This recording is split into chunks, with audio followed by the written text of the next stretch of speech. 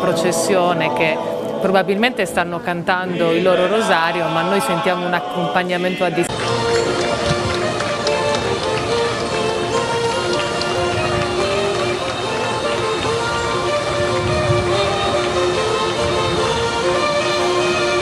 Questa immagine notturna è molto bella anche col fatto che il Cocchio sia illuminato artificialmente, ma non importa, non ci sarebbe un altro modo. Però questa luce nella notte comunque gli dà un'aura, a mio parere, speciale.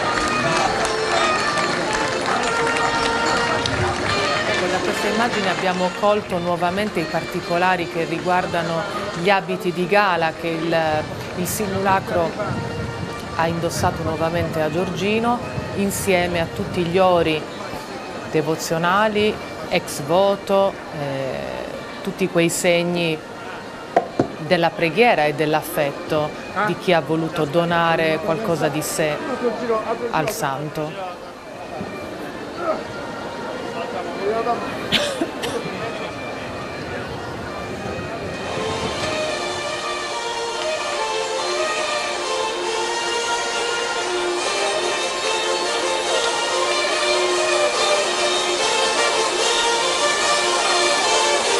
Marco, guarda che meraviglia questo suono che accompagna il passo dei buoi, l'hai notato? Sì, ma sembrano a tempo. Assolutamente. E c'è un'altra cosa particolare, che questo suono delle musiche processuali è un suono molto allegro, lo sentiamo con questo andamento ritmico, molto distante dall'idea della musica solenne per la religione che noi abbiamo. Ma è così, cioè, a me è capitato per esempio molte volte di vedere dei turisti o chi non conosce questa musica di muoversi e ballare su questa musica pensando che sia una musica da ballo.